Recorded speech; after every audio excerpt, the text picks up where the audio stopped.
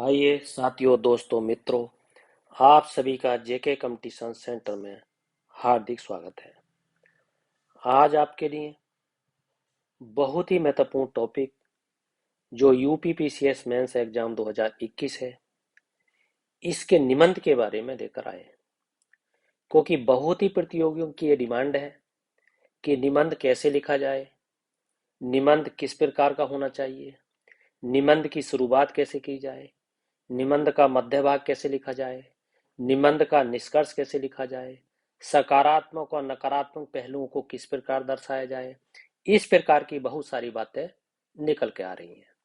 इसलिए प्रतियोगियों की डिमांड को देखते हुए निबंध लिखने का तरीका और साथ में एक निबंध जो बहुत ही महत्वपूर्ण निबंध है, बार बार एग्जाम में आने की संभावना रहती है, उसे लिखकर दिखाएंगे और फिर उसका तरीका भी बताएंगे, उसे पूरा लिख के बताएंगे और आपको हर हालत में इसका फीडबैक जानेंगे कि यदि ये सीरीज अच्छी है तो आगे आप बताइए, इसे लगातार जारी रखा जाए। तो आइए आज का पहला निबंध हम देखते हैं। निबंध का नाम है वास्तव में शिक्षा क्या है। पूरा निबंध लिखा हुआ है, अच्छे तरीके से समझाया जाएगा, पूरी तरीके से बताया जाएगा कि कहाँ कहाँ क्या क्या है, किस तरीके से अधिकतम अंक लिए जाएं।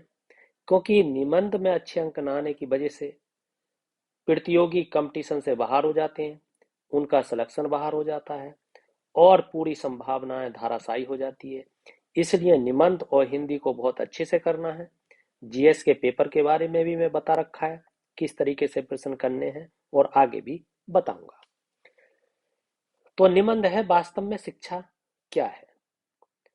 इसको लिखने से पहले विचारणीय बिंदु कौन कौन से हैं, इन पे विचार करना है। नंबर एक इस निबंध से संबंधित हो सकता है कि शिक्षा का जीवन में महत्व क्या है। ये इसकी प्रस्तावना है या पृष्ठभूमि है। दूसरा है शिक्षा और ग्रहणशीलता, इसके बारे में लिखना है। तीसरा शिक्षा से आशय क्या है, अर्थ क्या है, मतलब क्या है, तात्पर्य क्या है, ये बताना है। अगला बिंदु होगा क्या शिक्षा अपने मूल लक्ष्य से भटक गई है, इसके बारे में बताना है। शिक्षा के अवयव कौन से हैं, भाग कौन से हैं, अंश कौन से हैं, टुकड़े कौन से हैं, तथ्य कौन से हैं, सकारात्मक पहलू कौन से हैं, इस बारे में बताया जाएगा। वर्तमान शिक्षा व्यवस्था का स्वरूप क्या है, इसके बारे में लिखना है। वर्तमान शिक्षा के व्यवस्था का स्वरूप ये डबल टाइप हो गया है। इसकी जगह ये होना चाहिए कि जीवन और जगत से दूर होती शिक्षा क्या है। उसके बाद में इसमें सकारात्मक इसका निष्कर्ष देना है, इस पे लिखना है। आइए इसका पहला बिंदु देखते हैं। पहला है शिक्षा का जीवन में महत्व। क्या महत्व है? बात जब शिक्षा की होती है तो ये प्रश्न सहज ही उठता है कि शिक्षा है क्या। शिक्षा क्या है, शिक्षा है क्या। साथ ही दूसरा प्रश्न ये भी उठता है कि वास्तविक शिक्षा क्या है।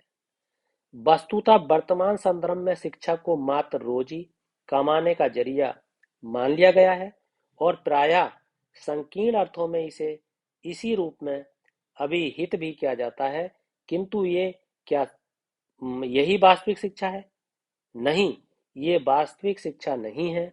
वास्तविक शिक्षा का फलक बहुत ही विस्तृत है। ये सिर्फ रोटी कमाने का जरिया नहीं है। शिक्षा तो वह है जो जीवन को सफल बनाती है। ये समाज आत्मिक विकास करती है। ये हमारा आत्मिक विकास करती है। ये व्यक्तित्व को निखारती है। और क्या करती है? इतना लिखना है आपको। ये पृष्ठभूमि में लिखना है, ये महत्व में लिखना है। ये उसका बहुत ही महत्वपूर्ण उद्देश्य है, लक्ष्य है। कोई भी आप बिंदु डाल सकते हैं। और इसके अलावा आप ये भी दर्शा सकते हैं कि शिक्षा हमें आत्मनिर्भर बनाती है। शिक्षा जीवन के लिए है, ना कि जीविका के लिए। यही कारण है कि संसार में जितने प्रकार की प्राप्तियां हैं, उनमें शिक्षा सबसे बढ़कर है, सबसे आगे है, सबसे अग्रसर है। इस तरीके से आपको दर्शाना है इस पृष्ठभूमि के साथ। क्योंकि यदि आपकी पृष्ठभूमि, प्रस्तावना और भूमिका यदि एकदम से मजबूत होगी तो आपके सफल होने की संभावना 100% हो जाएगी। और यदि आप प्रत्येक निबंध में 35 लाते हैं और प्रत्येक में 35 लाते हैं तो आपके समझ लीजिए आपके 100 प्लस नंबर आएंगे 110 के आसपास, और 110 नंबर अगर आप निबंध में ले आते हैं तो आपके एएचडीएम बनने की जो संभावना है, या जौन सा भी पद आप मांगेंगे उस पद में आपकी सिलेक्शन होने की संभावना ज्यादा हो जाएगी। कोई सा भी पद आप मांगे उसमें सिलेक्शन होने की संभावना ज्यादा हो जाएगी। इसलिए निबंध और हिंदी के पेपर पर विशेष ध्यान देना है। फिर उसके बाद में आपको सब्जेक्ट पे ध्यान देना है, ऑप्शनल पे ध्यान देना है, उसके बाद में आपको जीएस पे ध्यान देना है। तो आइए आगे देखते हैं अगला बिंदु क्या है। अगला बिंदु है आपका, वास्तव में शिक्षा क्या है, इस बारे में आपको देखना है। अब इसके ऊपर क्या है, शिक्षा और ग्रहणशीलता क्या है, ये बताना है। मानव जाति प्राणी जगत में सर्वोच्च शिखर पर है, आधार सबसे ऊपर होती है, इससे ऊपर कोई नहीं होता है, क्योंकि उसी ने आनुवंशिकता के बंधन को तोड़ने में सफलता पाई है, क्योंकि वही तरह तरह के बौद्धिक और भौतिक उपकरण विकसित कर गई है, विकसित कर पाई है। मनुष्य प्रकृति जैसी है, उसमें हस्तक्षेप कर उसे अपने अनुकूल बना लेता है। वहीं बुद्धि और हाथ से ऐसे काम करने में सफल हो जाता है जिन्हें उससे पहले नहीं किया गया। इसके लिए थोड़े प्रशिक्षण यानी ट्रेनिंग की जरूरत पड़ती है। एक ही काम को बार बार करने में उसमें दक्षता पैदा हो जाती है। यहाँ तक तो कुछ चिड़िया और जानवर भी पहुंच जाते हैं, जैसे सर्कस के जानवर। मगर इससे आगे क्या होता है, इससे आगे होता है कि शिक्षा के द्वारा कौशल को एक सीमा के बाद बढ़ाया नहीं जा सकता है, लेकिन मनुष्य के कौशल, क्षमताएं और संभावनाएं अनंत होती हैं। मनुष्य में मौलिकता की क्षमता है, शिक्षा इसी क्षमता को बढ़ाने की एक प्रक्रिया है।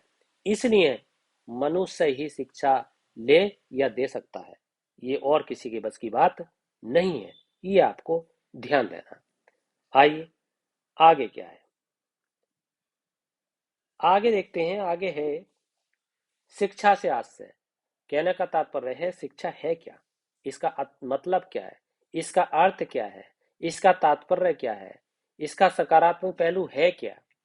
विभिन्न भाषाओं में शिक्षा का मतलब मनुष्य के पोषण और विकास के लिए ज्ञान और समझ बढ़ाने की प्रक्रिया समझा जाता है।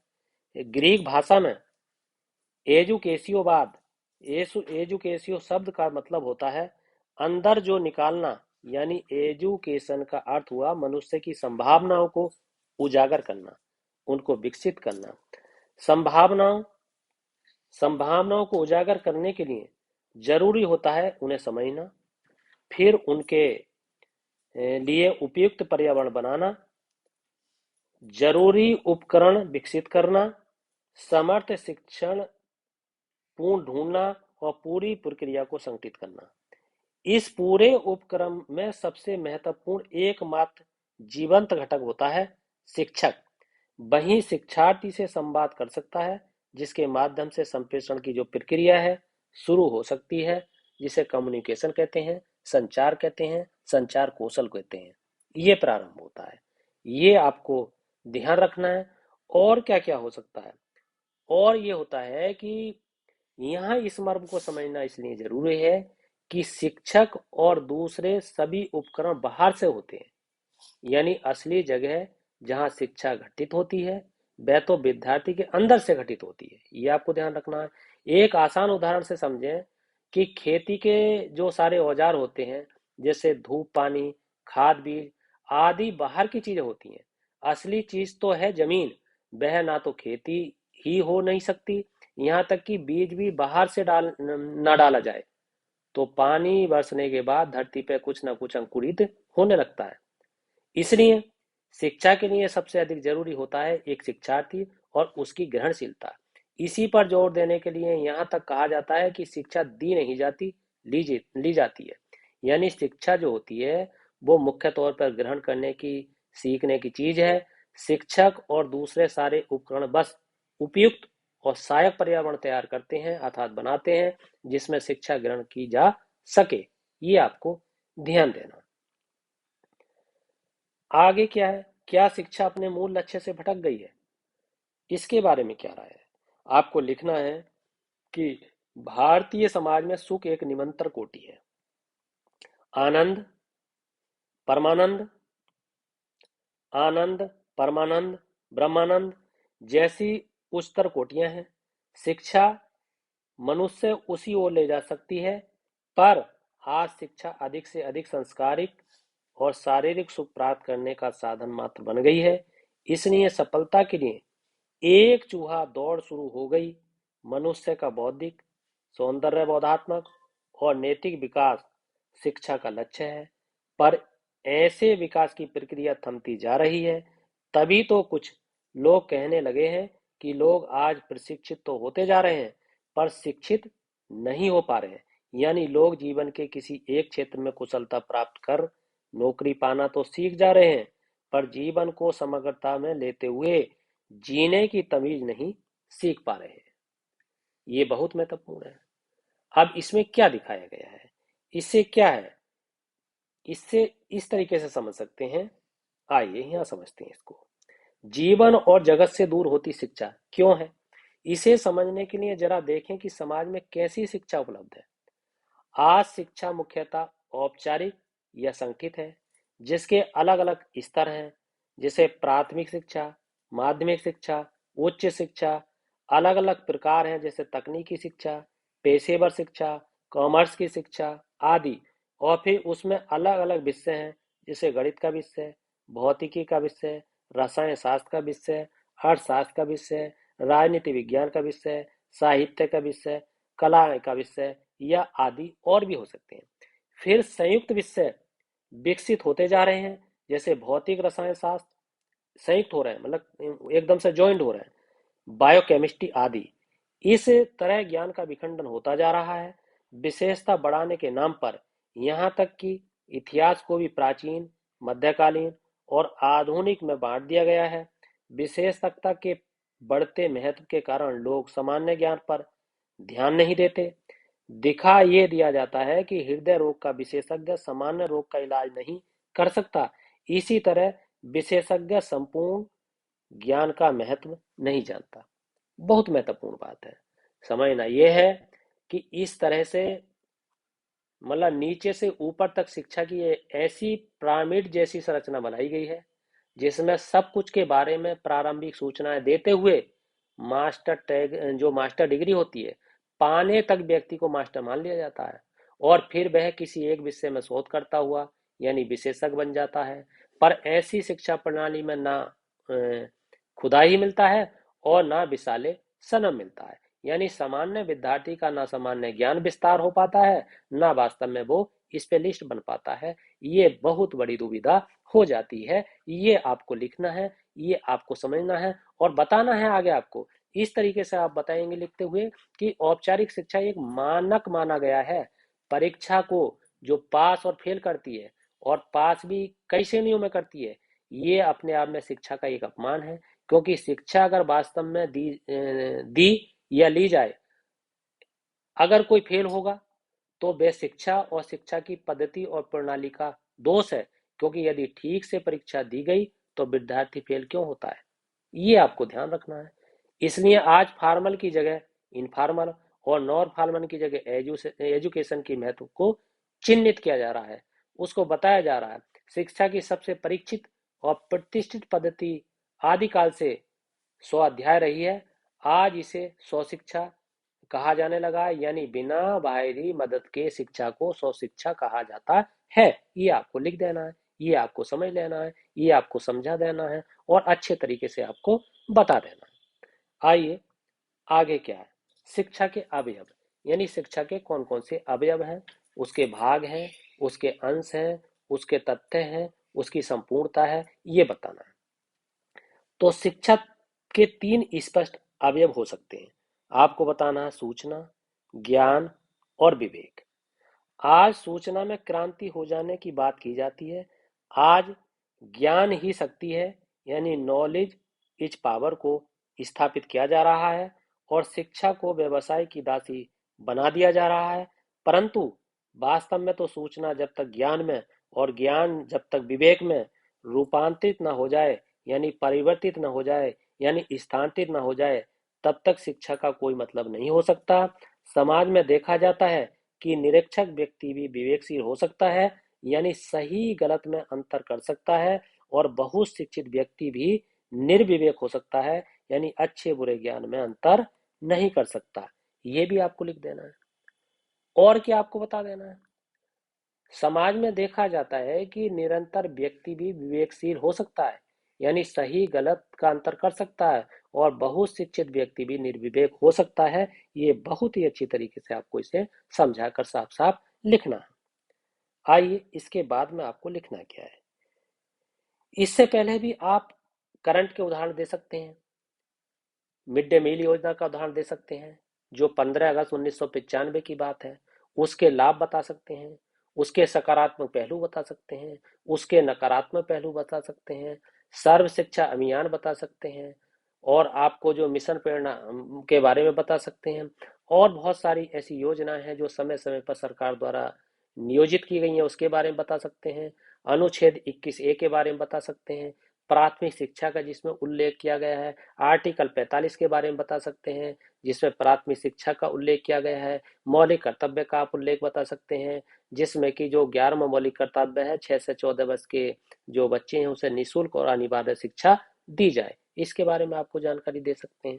और अंत में आपको सकारात्मक पहलू के बारे में बता देना है कि इसका सकारात्मक निष्कर्ष क्या है। निष्कर्ष तो देना है मगर सकारात्मक होना चाहिए, नकारात्मक नहीं। उसमें क्या बताएंगे, आप बताएंगे अंततः शिक्षा को व्यावसायिकता तक सीमित करना शिक्षा की अवमानना और मानव जीवन का अपमान है, क्योंकि मनुष्य ने शिक्षा को आविष्कार जीवन को उच्चतर और सुंदरता बनाने के लिए किया है, न कि जीवन को व्यवसाय का पर्याय बनाने के लिए। जीवन को उच्चतर और सुंदरतम बनाने वाली शिक्षा ही वास्तविक शिक्षा है। ये आपका सकारात्मक पहलू है। इस पहलू से आपको समाप्त करना है।